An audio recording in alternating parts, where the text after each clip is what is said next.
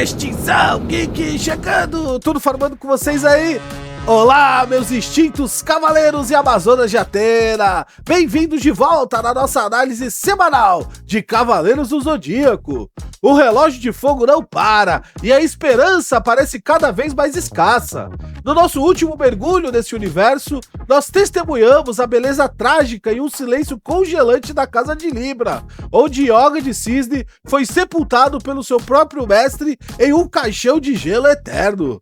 Hoje, em nossa maratona definitiva da saga clássica de Saint Seiya, disponível no catálogo da Crunchyroll, nós vamos dissecar os episódios 48, 49 e 50, uma trinca que consolida a obra como um dos animes mais corajosos e maduros da sua geração. Vamos analisar a atmosfera de horror cósmico da Casa de Câncer. Também vamos entender a filosofia niilista de Máscara da Morte, explorar o exato momento em que o conceito de vontade própria das armaduras explodiu a mente de todos nós e testemunhar o milagre do dragão, despertando seu sétimo sentido e recuperando a luz dos seus olhos. O mergulho de Shiryu no Yomotsu vai começar! Enquanto rola a vinheta, já se inscreve no nosso canal se você ainda não fez, deixa aquele like, dá uma moral pra gente e bora lá começar!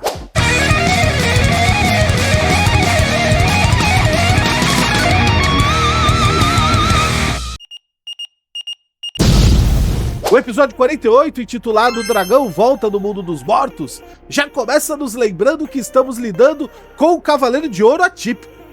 Quando Sen e Shiryu adentram a quarta casa, eles não encontram a majestade de Ares ou a grandiosidade arquitetônica de Touro. Eles entram em um verdadeiro matadouro. O templo é forrado do chão ao teto com os rostos agonizantes de homens, mulheres e crianças. Máscara da Morte de Câncer não vê essas almas como um fardo ou um erro. Ele as exibe como troféus. Os Cavaleiros de Ouro deveriam ser o suprassumo da virtude humana, os defensores absolutos da paz. Máscara da Morte, no entanto, é um sociopata orgulhoso. Para o Cavaleiro de Câncer, o poder justifica os meios. Quem detém o poder absoluto detém o monopólio do que é justo. Shiryu, treinado sob a filosofia oriental do equilíbrio do mestre ancião, representa a antítese perfeita. Para o dragão, a justiça é um valor universal e imutável.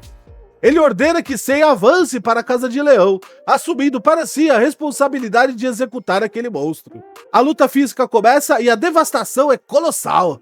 Máscara da Morte não tem apenas a velocidade da luz, mas também o domínio sobre a alma. Ele dispara o seu golpe macabro, Ondas do Inferno, Seikishiki Mekai-ha, um golpe que arranca a alma de Shiryu do seu corpo físico e a arremessa na colina do Yomotsu Hirasaka. Esse lugar que é a antessala do submundo, onde ninguém retorna. A genialidade visual da Toei Animation brilha aqui ao representar o Yomotsu. Não vemos chamas ou demônios com tridentes. O inferno de Saint Seiya é melancólico, silencioso e depressivo. É uma terra árida onde as almas perdem a sua individualidade, marchando como zumbis em direção ao buraco escuro que leva ao Tártaro. É nesse cenário desolador que o roteiro nos entrega um soco no estômago. Shiryu, vagando pelo limbo, avista uma figura familiar na fila dos mortos. É Yoga de Cisne. O dragão tenta resgatar um amigo, mas ele é parado por uma ameaça luminosa e divina, o Cosmo de Atena. Saori, mesmo com a flecha dourada perfurada no peito, envia o seu Cosmo através das dimensões para guiar Shiryu. É uma demonstração incrível do que a fé dos cavaleiros não é unilateral. A divindade pela qual eles lutam cuida ativamente deles. O Cosmo de Atena devolve a alma de Shiryu à Casa de Câncer, mas Máscara da Morte não tolera o milagre.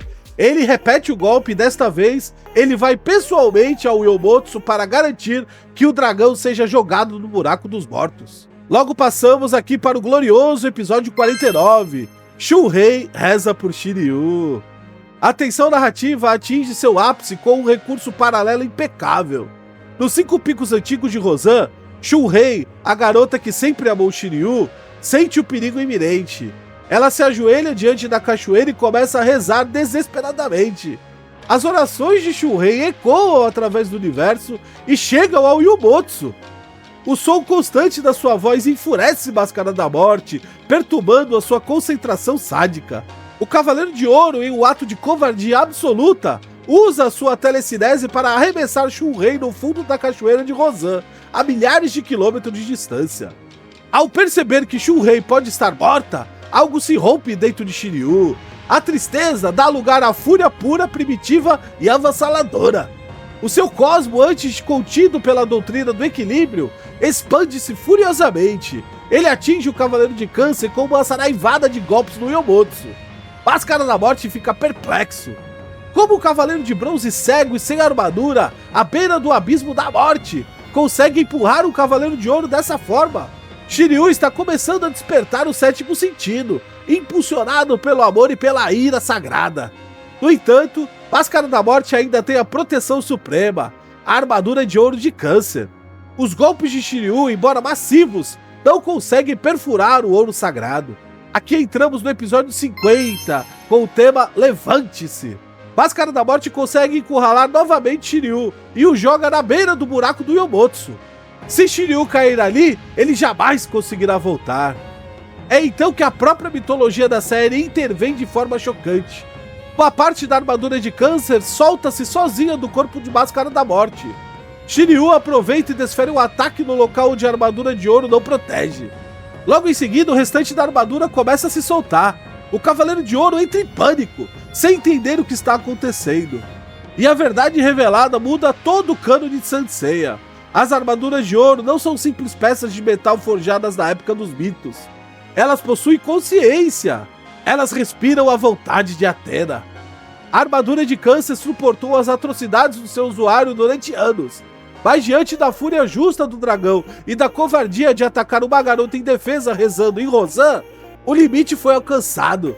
A armadura recusa-se a proteger a maldade. Ela abandona a Máscara da Morte completamente, deixando-o vulnerável. Shiryu, em um ato que define a sua honra lendária, recusa-se a lutar contra o homem desarmado, tendo ele mesmo a proteção da sua armadura de bronze. O dragão retira sua própria armadura. Eles lutarão de igual para igual. Carne contra carne, cosmo contra cosmo. A troca de golpes final é brutal. Máscara da Morte, consumido pelo seu ódio e pela humilhação, lança todo o seu poder. Mas o cosmo de Shiryu atinge o verdadeiro milagre cósmico do sétimo sentido. Ele desfere o Cólera do Dragão! De forma tão majestosa que as almas do Yomotsu pararam para assistir. A energia colossal engole Máscara da Morte, obliterando a sua defesa e arremessando o assassino de ouro diretamente para o abismo escuro do submundo. A justiça implacável foi executada. O matador encontrou o seu fim no próprio cemitério que usava como arma. Shiryu retorna ao seu corpo na casa de Câncer. Ao abrir os olhos, um novo milagre é revelado. A cegueira desapareceu. Shiryu consegue enxergar as paredes do templo, o sangue e a luz. O mestre ancião, o Doku de Libra, comunica-se telepaticamente com ele, explicando cientificamente e cosmicamente o fenômeno. O despertar supremo do sétimo sentido gerou uma regeneração celular tão profunda no corpo de Shiryu que curou as lesões irreversíveis dos seus nervos ópticos. Além disso, a voz tranquila do mestre traz alívio imediato. Shunrei foi resgatada das águas e está viva. Shiryu chora, mas desta vez com lágrimas de alívio e gratidão. Com a queda de Máscara da Morte, as almas presas no Templo de Câncer ascendem aos céus purificadas. A casa escura enche-se de luz. O mal foi erradicado e o relógio de fogo avança para a próxima hora. Concluindo então, esses 3 episódios são um microcosmo de tudo o que faz os Cavaleiros do Zodíaco ser uma obra lendária. Tivemos a vitória da verdadeira justiça contra o niilismo de Máscara da Morte. Vimos o milagre do sétimo sentido regenerar a própria biologia de Shiryu, provando que o cosmo é a energia primordial da vida. O relógio de fogo avança e a Casa de Leão está à frente. Seiya está entrando na casa sozinho e será encurralado pelo leão imbatível. O milagre precisará bater novamente na porta de Pégaso. E você, Cavaleiro de Ouro da nossa comunidade, qual cena te impactou mais? Shiryu despertando o sétimo sentido ou Máscara da Morte sendo lançado no Yomotsu? Escrevam aí que eu leio tudo e respondo também, hein? Não esqueçam de deixar o like, se inscrever no nosso canal e ativar o sininho para não perder os próximos vídeos com as análises detalhadas dos próximos episódios. Vou analisar as sagas de Saint Seiya inteiras e quero vocês comigo, hein? Um abraço pra vocês, a gente volta logo com mais desse mundo geek que nós tanto amamos. Até a próxima e, quando a dor tomar o seu coração, ore como Shunrei, fale com Deus, pois o milagre já está à porta. Fui! Bye, bye!